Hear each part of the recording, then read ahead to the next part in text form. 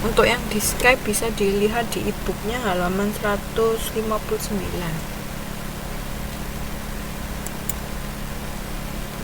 Ini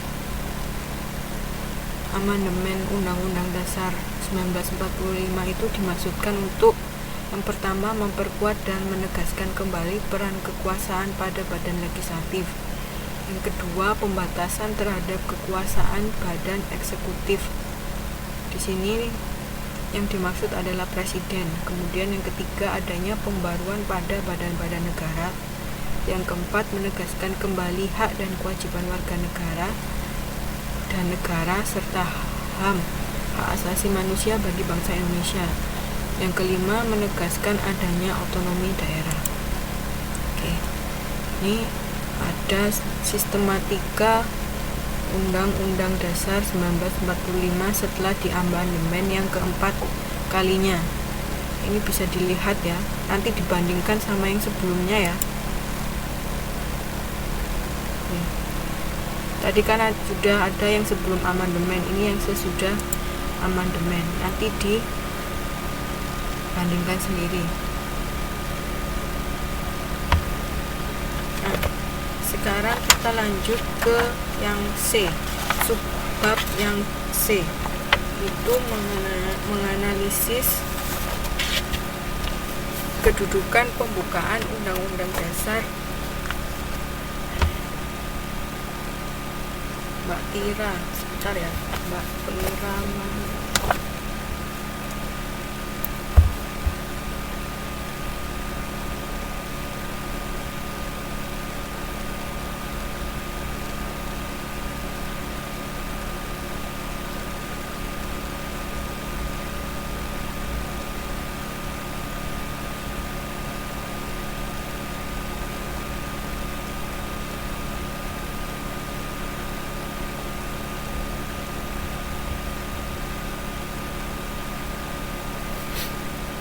Saya Mbak Tira Mayanya izin ya, Tira Maya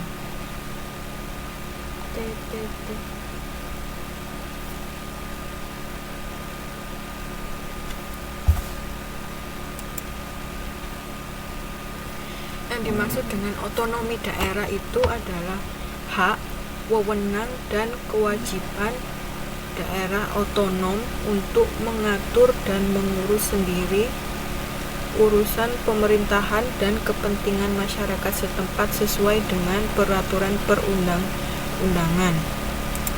Saya cat ya.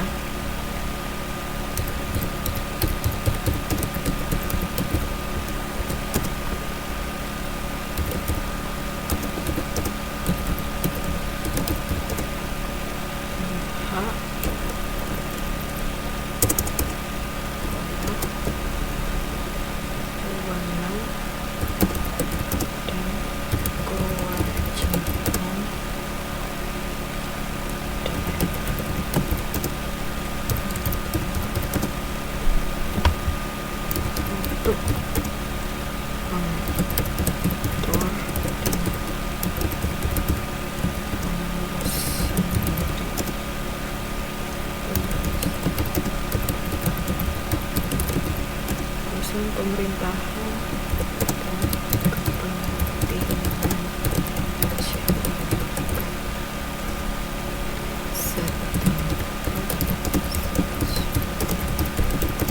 sesuai dengan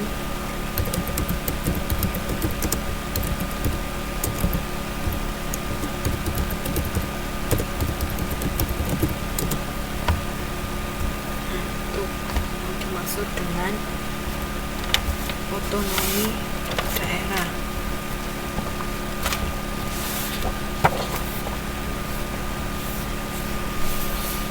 Nah, sekarang kita akan menganalisis kedudukan dari pembukaan Undang-Undang Dasar 1945.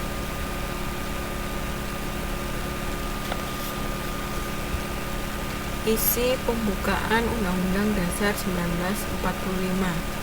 Untuk pembukaannya itu menempati posisi yang fundamental dalam Undang-Undang Dasar 1945. karena dia memuat tujuan dan cita-cita bangsa Indonesia. Kedua, makna yang terkandung dalam pembukaan Undang-Undang Dasar 1945. Itu alinea pertama. Ada berapa?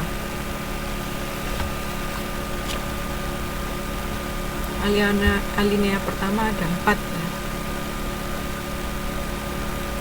Adanya pengakuan bahwa bangsa Indonesia menjunjung tinggi hak kodrat dari setiap bangsa untuk merdeka.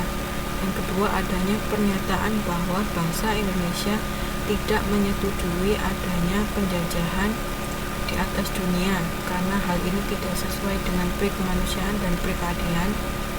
Yang ketiga, adanya suatu keinginan bangsa Indonesia untuk melepaskan diri dari penjajahan, dan adanya pernyataan bahwa bangsa Indonesia siap membantu bangsa-bangsa lain untuk merdeka.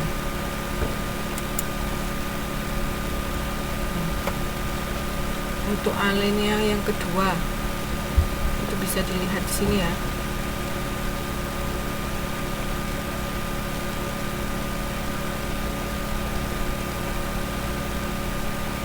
Kemudian untuk alinea yang ketiga itu ada di sini.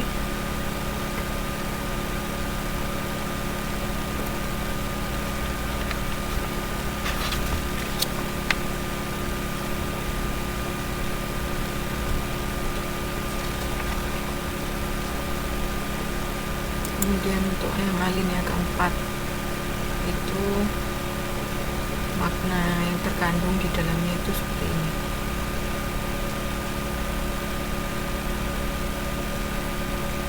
Oke, nanti bisa dibaca sendiri ya.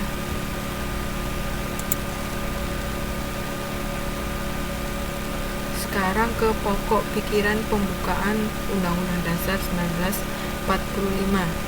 Pokok pikiran pertama, negara, begitu bunyinya, yang melindungi segenap bangsa Indonesia dan seluruh tumpah darah Indonesia dengan berdasarkan atas persatuan, dengan mewujudkan keadilan sosial bagi seluruh rakyat Indonesia. Artinya, negara persatuan, negara yang melindungi dan meliputi segenap bangsa seluruhnya. Jadi di sini negara mengatasi segala paham golongan, mengatasi segala paham perseorangan.